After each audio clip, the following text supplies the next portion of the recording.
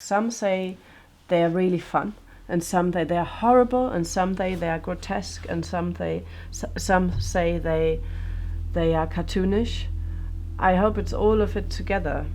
What I'm aiming for is working in between, being really funny, but also expressing the horror within, being sort of all shallow and easygoing, cartoony, simple to understand, but on the other hand very very deep and dark.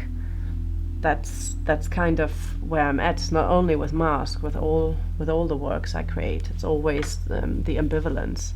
It's never just good or it's never just bad. It's always both at the same time. These are all unfinished. They're all hand knitted. And at some point I was stuck and thought, I don't know how to continue with them. So then I usually put them in a box and wait until I have ideas. And then I go on. I think I start with this one, and this will be spray painted after. So what I do is I pull it over the head, put it in position, and then I can start working on it. When Dina's label sent me her record and asked me if I wanted to do the album cover for it, I was very pleased, because it was the same thing. It was not good and not bad. It was very complex music, but also danceable, and I really felt like, okay, that's someone who might understand why I make masks. That's someone who understands the way I work. So I immediately said yes, I want to do it, because I felt, I felt understood by listening to her music.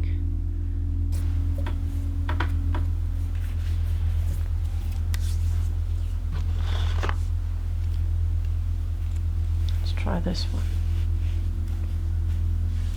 Have no idea. So in this case, I start experimenting, and I would cover this in thread, like completely. That's my idea for it now. And let's see if that's any good.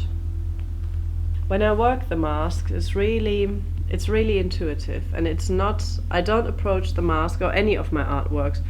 I don't approach these things with a certain concept in my head. I have maybe certain ideas I want to realize, or I have maybe certain colors in mind, and I really think then, okay, today I want to make something red, and I'm really interested in making it all red.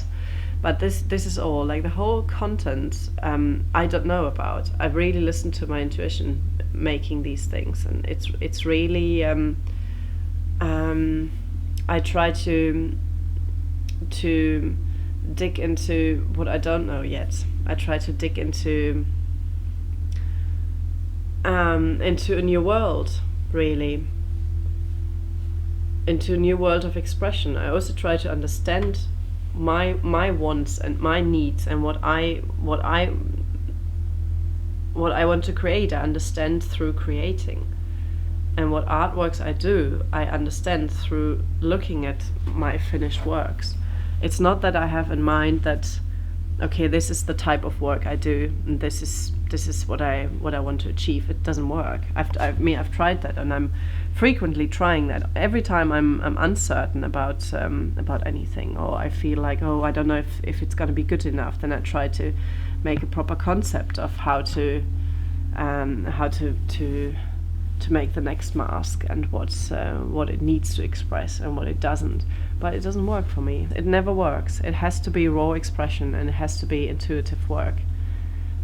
This wool is always involved, and it's always the hand knitted mask, and then I sort of embroider like I do now, or I embroider with beads, or lately I restarted to use materials I collect in the park, but it's like the basis is always hand knitted material.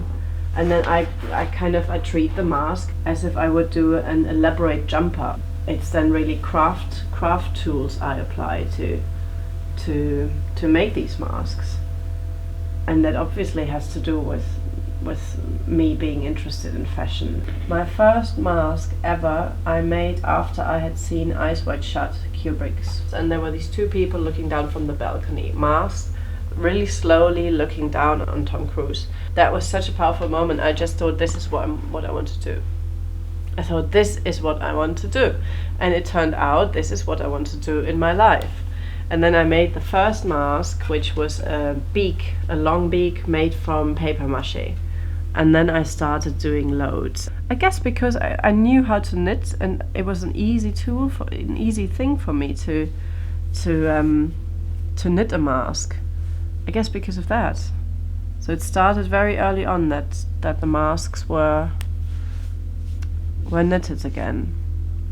Some years I moved into only making art installations, and therefore I started knitting huge meshes and stretched them in entire rooms. Some meshes, hand knitted meshes of something like 8 by 5 meters and stuff like that.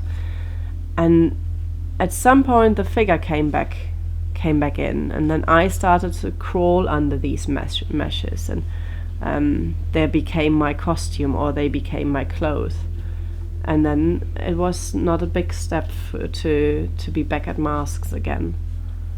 I know all the crafts from my mom. My mom is sewing all her clothes, and knitting was a thing I learned so early on. I think I was 12. I saw in one of her, she got the catalogue from Paris Fashion Week every half year, sent to our house, and I looked through the pages, and sometimes I ripped some pages out and hung them on the wall in my room. And there was this one page it was Dior, it was John Galliano at that time for Dior, and it was a big white jumper with a sort of a knotted pattern, and then loads of little bubbles, balls, like wool balls on top. And I said to my mom, I want to make this. And she said, well, then you have to learn how to knit. And we went to the next wool shop, and I showed the woman the jumper, and I said, I want to make this. I want to learn how to knit. And she said, it's not possible. It's not possible. It's too difficult. If you can't knit, then you can't make it. And I thought, I can do that. And that became the very first jumper, and I still have it. I changed it many, many times. It's even in London. It's even here. I changed it many times. It's now a cardigan, but it still has this little balls, and it has this knotted pattern. That's how I learned knitting, because of John Galliano making this crazy good jumper. And I was about 12 years old. For Dina's mask, for the album cover, it was nice because you could see her face through the mask. You would know it's her on the cover. I used this mohair as well because Dina wanted to be on fire, to look as someone maybe burning, as if her face would be burning. So I did the mask for the main album. I did all in red and yellow and orange. For me, it's interesting to think about reduction of color in the process. I often experience that actually the less meticulous, the less exact I try to be, the better the outcome. The more expressive and the less in detail and thinking about mistakes and how does it have to look like, the better it looks, because it's about this very raw and tough expression, much more than about any concept. And it's also exciting. But it's also terrifying. This looks great. See, in these things, for example, I would not plan, because I can't plan, because you can't plan these things. They just happen. Yeah, I do worry, but I destroy masks all the time. It's all the time, like this one I did now. It's like, it's not looking good. But I do worry and I don't worry, because I know that the process from thinking, okay, you've lost it completely, you've destroyed it completely, 2, this is the greatest mask I've ever done. That can be a moment, that can be one little thing I hadn't thought about, and then you're there, and then the worst became the best, and that happens all the time.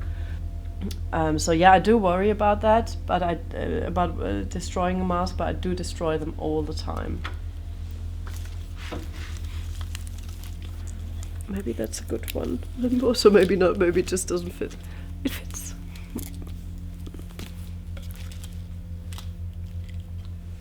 I think that's gonna be a good one. With wool, I can create this effect that it's still half see-through. You're sort of covered and you're not. You're covered, but everybody can see you. Or everybody can see you, but they can't really see your emotions. And I find this interesting, this sort of space in between. That's why I'm explaining my work to people using words like transformation and metamorphosis, and somebody becomes someone else, or a human being becomes an animal, a human being becomes a different character.